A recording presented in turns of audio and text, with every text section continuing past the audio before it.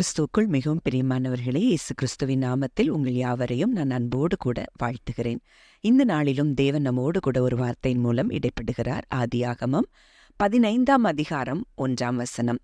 இந்த காரியங்கள் நடந்த பின்பு கர்த்தருடைய வார்த்தை ஆபிராமுக்கு தரிசனத்திலே உண்டாகி, அவர், ஆபிராமே, நீ பயப்படாதே, நான் உனக்கு கேடகமும் உனக்கு மகா பெரிய பலனுமாய் இருக்கிறேன் என்றார்.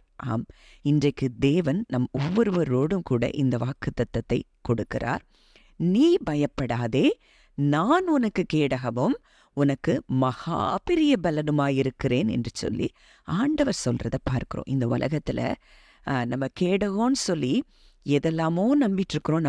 நம்மை பாதுகாக்கும்னு சொல்லி எத்தனையோ விதமான ப்ரொடெக்ஷன் எதெல்லாமோ நம்ம பெருசா நம்புறோம்.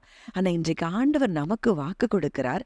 அவரே நமக்கு கேடகமா இருக்கிறாரா. கேடகம் பொதுவா எதற்கு பயன்படுத்தப்படும் அப்படின்னு சொன்னா, நமக்கு எதிராய் என்ன வந்தாலும் அது நம்மை தாக்காமல் இருக்கிறதற்காக தான் பொதுவா யுத்தத்துல கேடகத்தை பயன்படுத்துவாங்க. இன்றைக்கு ஆண்டவர் சொல்றாரு, நானே உனக்கு கேடகமா இருக்கிறேன். அப்போ இன்றைக்கு என்ன விதமான ஆபத்து நம்மளை தொட முடியும்? அப்போ இன்றைக்கு ஆபிரகாமுக்கு கொடுத்த அதே வாக்குத்தத்தத்தை தான் இன்றைக்கு தேவன் நமக்கு தருகிறார். அதனால நம்மை பார்த்து ஆண்டவர் சொல்ற ஒரு வார்த்தை, நீ பயப்படாதே, நான் உனக்கு கேடகமும் உனக்கு மகா பெரிய பலனுமாயிருக்கிறேன். இந்த உலகத்தை படைத்தவர், சர்வ வல்லமை உள்ளவர், நமக்கு கேடகமா நமக்கு பலனா இருக்கும்போது நம்ம எதை குறித்து கலங்க வேண்டும்? உபாகமம் 33:29 நம்ம பார்க்கிறோம், இஸ்ரவேலே, நீ பாக்கியவான், கர்த்தரால் ரட்சிக்கப்பட்ட ஜனமே, உனக்கு ஒப்பானவன் யார்? உனக்கு சகாயம் செய்யும் கேடகமும் உனக்கு மகிமை பொருந்திய பட்டயமும் அவரே. அவர்தான் உங்களுக்கு சகாயம் செய்யும் கேடகமா இருக்கிறார்னு இந்த வசனமும் சொல்றத பார்க்கிறோம்.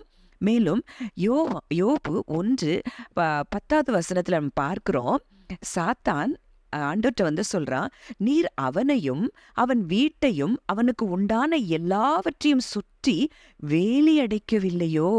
அப்போ ஆண்டவர் யோபுவுக்கு உண்டான எல்லாவற்றையும் வேலி அடைத்து வைத்திருந்தார்.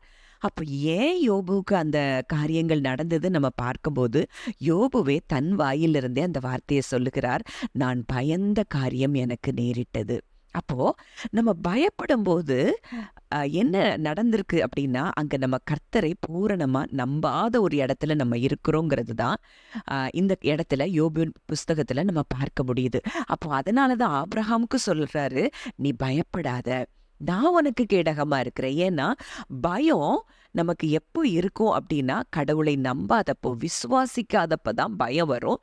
இந்த பயம் வரும்போது தான் சாத்தான் உள்ள புகுறதுக்கு நம்ம இடம் கொடுக்குறோங்கிறது தான் உண்மை. மேலும் சங்கீதம் 115:9-11 நம்ம பார்க்கிறோம், இஸ்ரவேலே, கர்த்தரை நம்பு, அவரே அவர்களுக்கு துணையும் அவர்களுக்கு கேடகமுமா இருக்கிறான்னு சொல்லி பார்க்கிறோம்.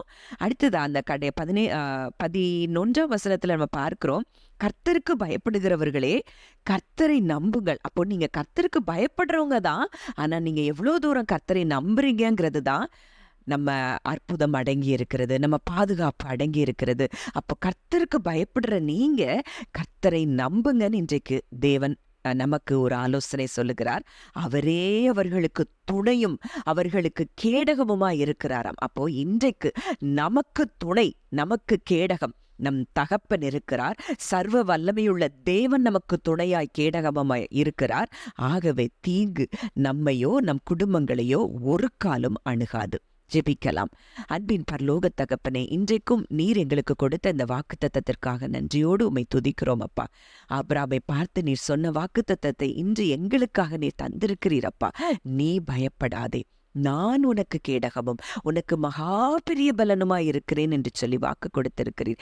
இன்றைக்கு எங்களுக்கு எதிராய் என்ன யுத்தங்கள் நடந்து கொண்டிருந்தாலும் அந்த யுத்தத்திற்கு ஆண்டவரே எங்களை விலக்கி பாதுகாக்கிற ஒரு தகப்பன், எங்க மேல ஒரு சின்ன சின்ன ஒரு காரியம் கூட எங்க மேல படாதபடி எங்களுக்கு நீர் கேடகமாய், பாதுகாவலாய், துணையாய் நீர் இருக்கிறபடியினால நாங்க கலங்க வேண்டியது இல்லை என்று சொல்லி என் தகப்பன் எங்களுக்கு வாக்கு கொடுத்திருக்கிறீர் அப்பா. இந்த வாக்கு தத்தத்திற்காக நாங்கள் உம்மை துதிக்கிறோம், ஸ்தோத்தரிக்கிறோம் ராஜா. நீரே எங்களுக்கு மகா பெரிய பலனா இருக்கிறீர். இந்த உலகத்துல ஆண்டவரே நாங்க பலன்னு எதெல்லாமோ சார்ந்து கொண்டிருந்தோம். ஆனா இன்றைக்கு நீங்க எங்களுக்கு வாக்கு கொடுத்திருக்கிறீங்க. நீங்க எங்களுக்கு மகா பெரிய பலனா இருக்கிறீங்கப்பா. இதை விட உலகத்துல எங்களுக்கு பெரிய எந்த ஸ்லாக்கியமும் இல்ல தகப்பனே.